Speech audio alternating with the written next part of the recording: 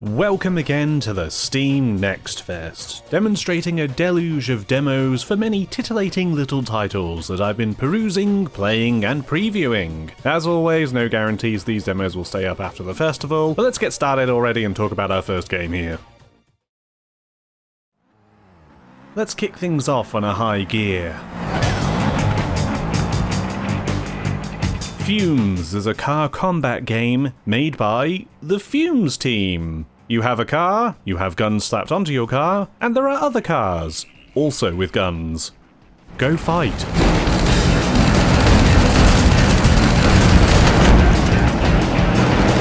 The game is clearly inspired by old classics in the now pretty much gone car combat genre, but doesn't revel in just being a cheap knockoff of Twisted Metal. No. Don't let the deliberately crunchy visuals fool you.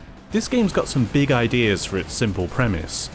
The most obvious one is the wide open world. It's procedurally generated, which means that rather than locking you in an arena of carnage, you're having full Mad Max style chases. Huge battles that take place over miles of dusty terrain. Will you be the pursuer, or let them come to you, so that you can get a good enough shot to turn them all to scrap?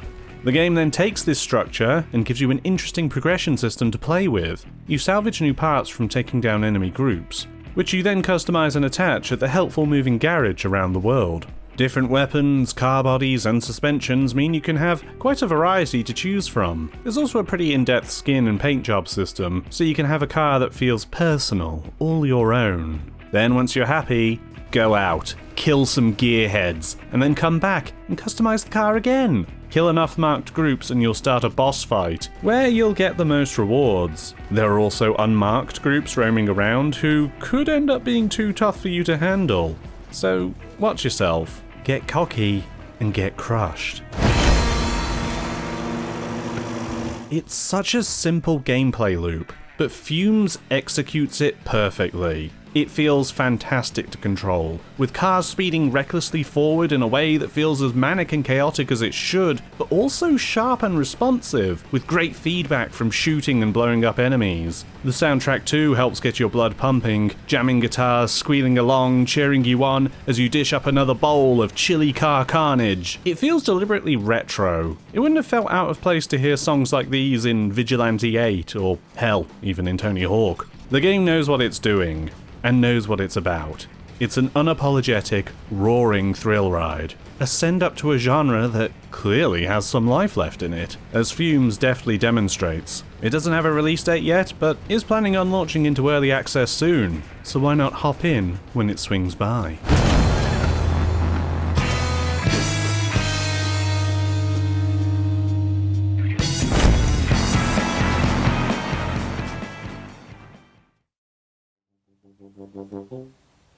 Another driving game? Ah, why not? Look at it! What a cute art style. Honk. Get out of those wheels? Oh. Oh god.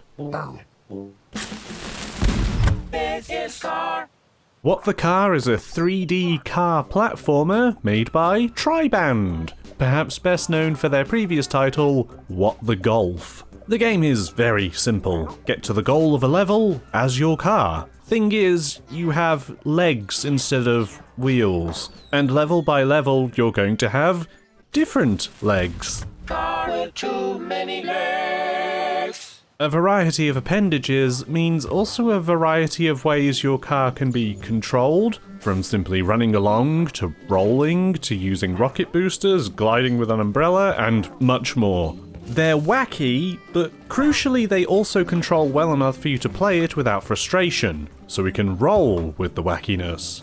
Literally. Reaching the goal is one thing, but the objective is to complete a level as fast as you can, netting you gold, silver, and bronze awards for doing so. But there's also collectible cards in the levels that you can nab that ask you to approach a stage differently, and often making things much harder for yourself, especially as you have to finish the level for collecting the card to count. So that's something to spice things up.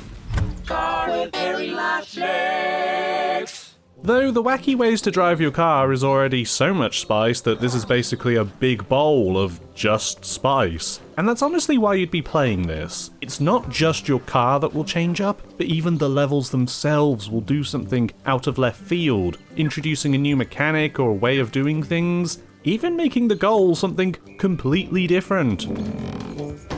You want to keep playing just to see what the game's going to ask you to do next. Players can even make their own levels, so you can absolutely go ham on the concept, making things as hard or bananas as you want.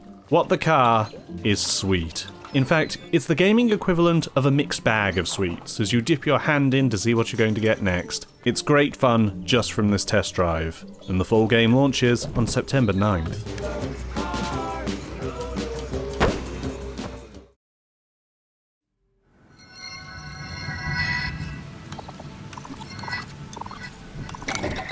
Arranger, a role puzzling adventure, is a top-down, role puzzling adventure game, I guess, by Furniture and Mattress. Furniture and Mattress.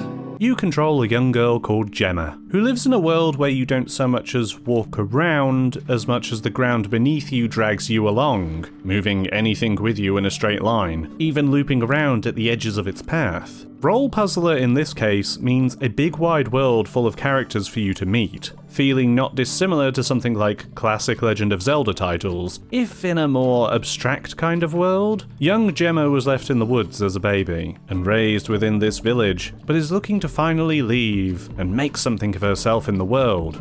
So the demo is an early slice where she is showing she's capable of looking after herself.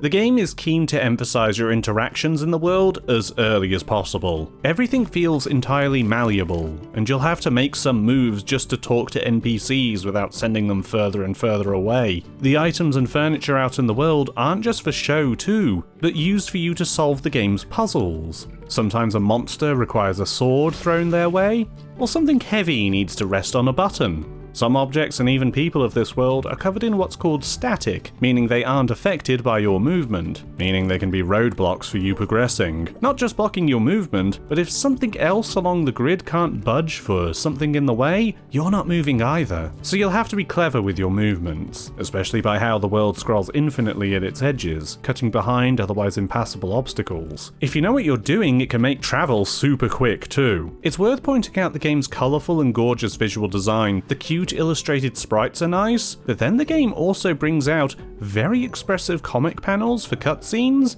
or even integrating them during travel. It reminded me a lot of Braid, which at first I thought was just because I'd been playing the remaster lately, but no, David Hellman, the artist behind Braid, is also behind this game. It's really cool. His art really is the bomb.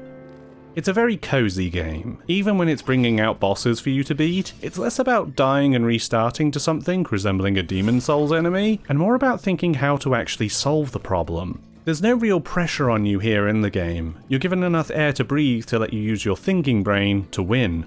The demo provides just an early look at the title, but I do like what was shown off in just this early phase. And judging by its trailer, it's still making room to develop itself even further, which is exactly what I hope to see. Arranger is a cute darling of a puzzler. The game is out on the 25th of July, and I can't wait to slide in and see what it's doing.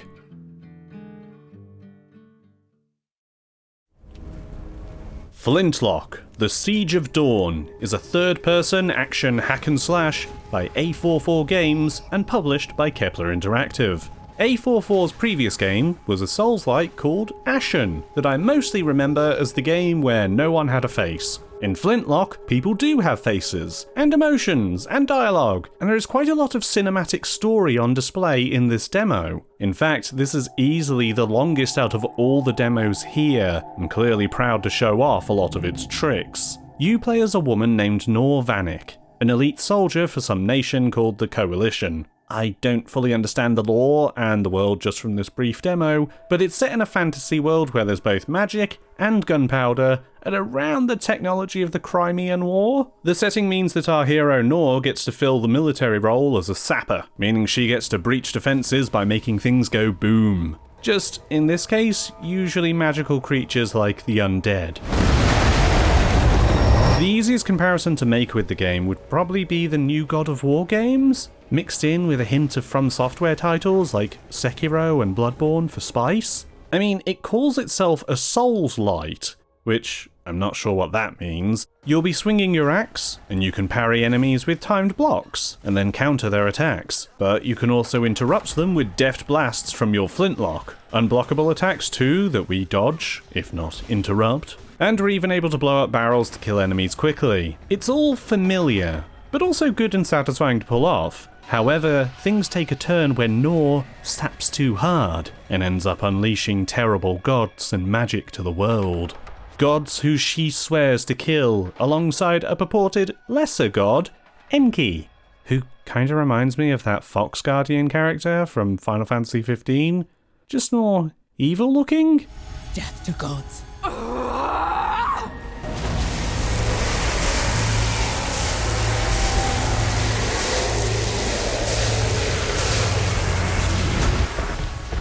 I'm sure this will go well.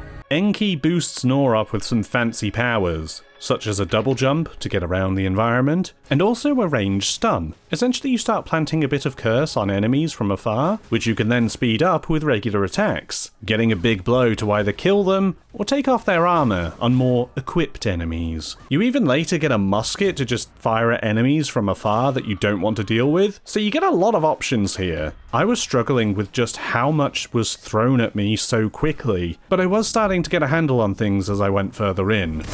A lot of these things will feel familiar, but it does have some quirks of its own. Your currency is called reputation for one, and is something you can basically gamble with. It has the usual Souls-like thing of resting at your body where you died, but when you kill an enemy, you don't immediately get the reward. Instead, it rests as a sort of pot on the screen, which you then have to manually take with the press of a button. Or you can increase the pot with multipliers by performing more feats, like getting hits on enemies or even some maneuvers. This could massively increase how much you earn, especially as more defeated enemies get added to the pot, raising numbers higher, like making a combo in Tony Hawk's Pro Skater. I'm thinking of Tony Hawk's Pro Skater yet again. But if you get hit, then the multipliers are gone, and you'll just get the base number. It strikes a daring mood, putting yourself at more risk at the chance of more rewards, like a brag or boast to live up to the amount of reputation you might earn.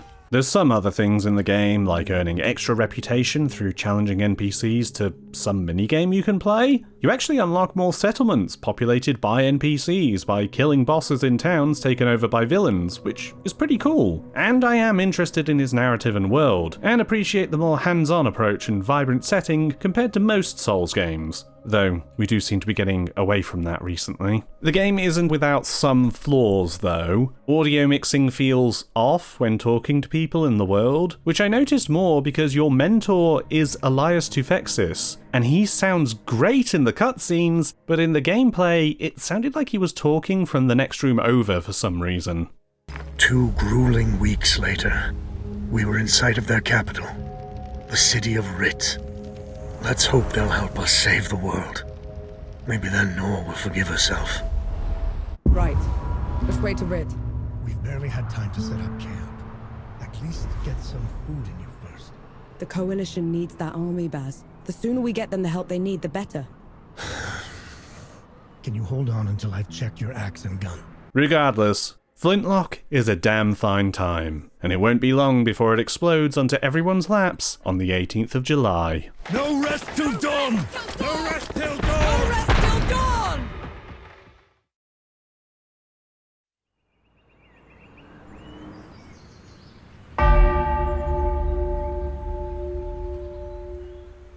Thank Goodness You're Here is a 2D comedy adventure game made by Cole Supper and published by Panic, and is a great excuse for me to use all the British references that would normally be too obscure or incomprehensible for my YouTube audience. I'm not sorry. Set in the northern English town of BAAARNSWORTH, you play as this little guy, who's here to help the town with their many problems. It's set in Yorkshire, but I guess Yorkshire's regular heroes are busy elsewhere this year. Thank goodness you're here. I spied a shiny tuppence down this here runoff. But more fool me, my arm has become traphead. Thank Goodness You're Here is simple to play. You move around, you can jump, and you can punch. All the tools you'll need to solve the problems of BAAARNSWORTH. Bands with the way.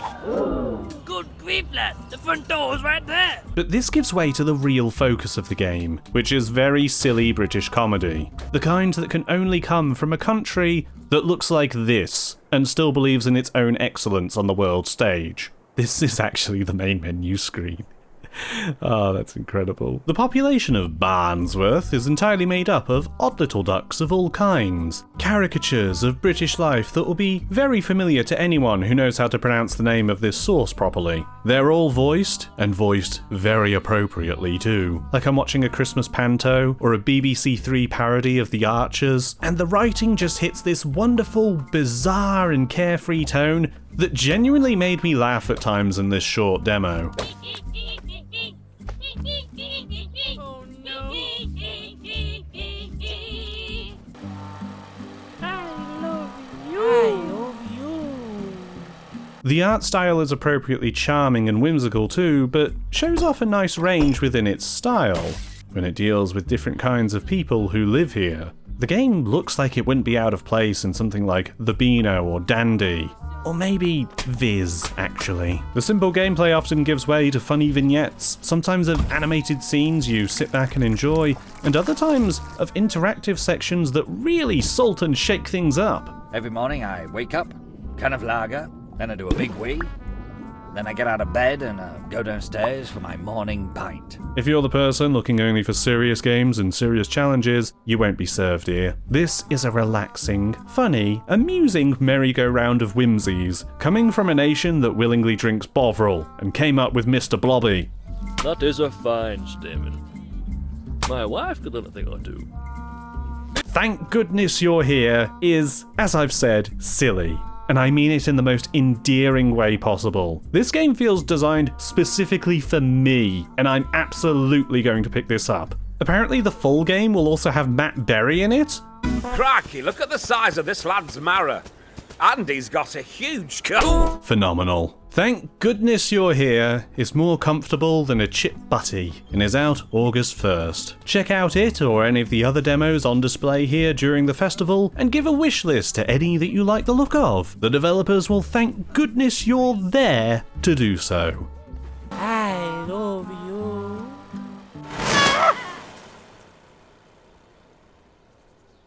I love you. I love you. Nice firm grip on that mower, lad. I tell you, Reggie's wife could learn a thing or two.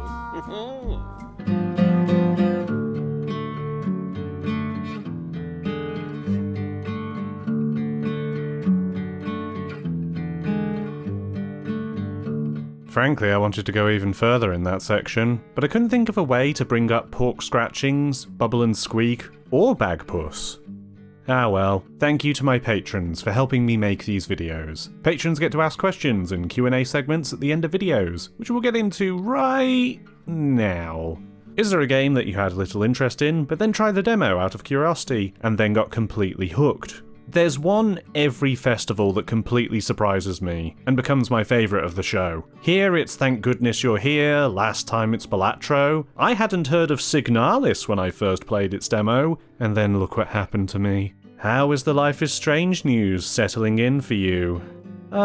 It's cool that Max is back. Interesting they're following up on things in an actual official game now, as opposed to the comics, which I'm not entirely sure what continuity they take, I haven't read them. I'll probably check out the game though. True Colors was really good, so maybe this will be good too, if they actually sorted the weirdness going on at Deck 9, but I couldn't possibly do that again. No, it's been years now, I can't go back to doing that.